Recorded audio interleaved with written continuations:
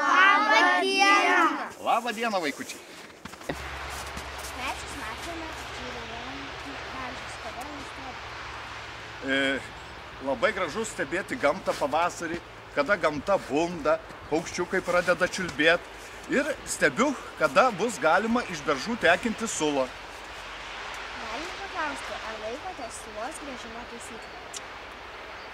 Be abejonės, vaikučiai, taip kaip eismo taisyklės, kelių eismo taisyklės, taip kaip gatvę perėti, taip ir sulos gręžimo taisyklių būtinai reikia laikytis. Gal esate pastebėję kitų asmenų, kurie netaisyklingai naudojasi gamtos dovanomis?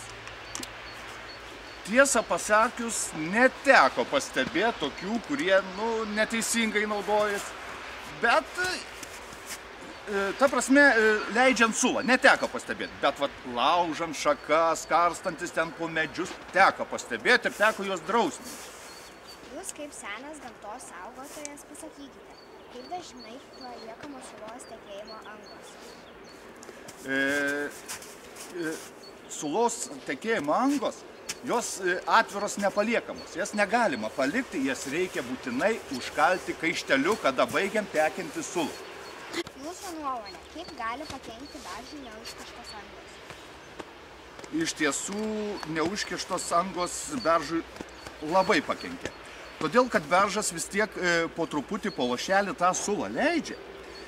Ir ta sula pradeda rūgti ir pradeda pūdyti medį. Dar kas, paliktos atviros skylutės, į jas prilenda visokių parazitų ir griaužia beržo medieną. Ir vėlgi beržas gali nudžiūti. Taip, kad skylutės būtina labai gražiai ir tvirtai užkalti. Gal esate stebėjęs pokyčius medžių, iš kurių imama sula ir ne? Gal žinote, koks kiekis išleistos sulos nekenkia medžiui? Šiaip tai sulos leidimas medžiui, jokios žalos, jeigu teisingai viskas daroma, jokios žalos nepadaro. Ir kad ypatingų pokyčių darytų sulos leidimas, tai tikrai nėra. O iš labai brandaus beržo, didelio beržo, sakykime, per visą tą laikotarpį, aš tai manau taip, kad gamta yra viską pati sureguliavus. Jau kiek galėjo tas berželis, tiek tos sulos ir atidavė ir nustojo duoti, ta sula nustojo bėgti ir tada jau reikia užkalt skylutę, bet šiaip galima prileisti net iki 100 litrų iš vieno beržo sulos. Ir jokios žalos jam nepadarysi.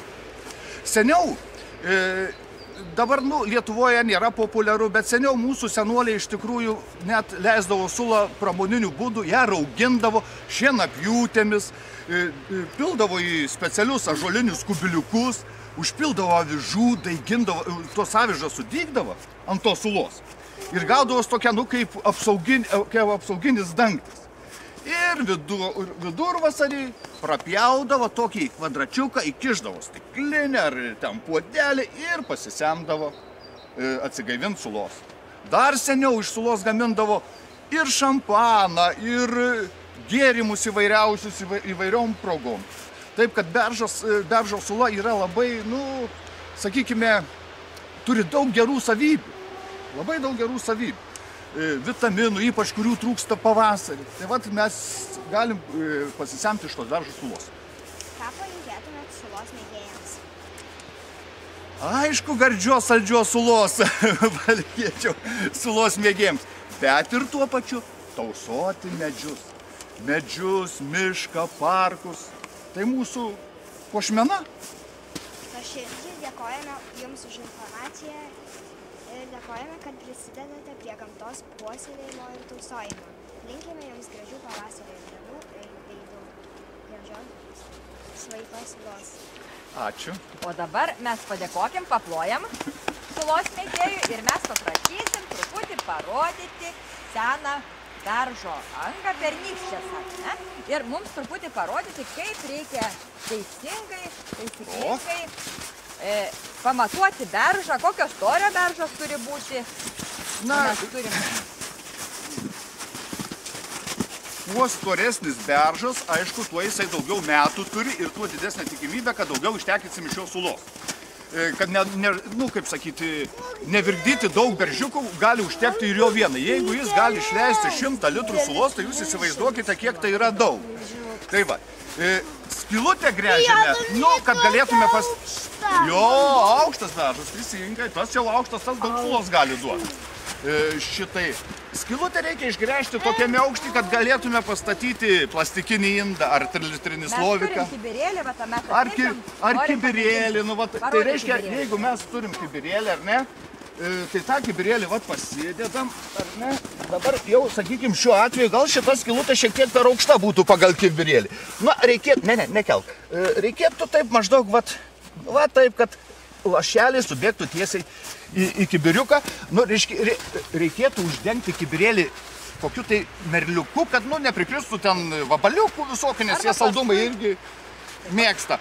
Tai va, skylutę reikėtų gręžti kokį 3-4 cm gylio ir kokį 10 diametro. Ir pilnai pakanka. Mes truputį atsiprašom, literatūroje skaitėm, kad skylutė turi būti 2 iki 2 cm pločio ir iki 3 cm gylio. Teisingai? Na, aš tiesą pasakius, tokią storą skylutę negręžiu. Aš gręžiu 10 cm, atsiprašau, 10 mm skylutę ir jos pilnai pakanka pritekinti sulai.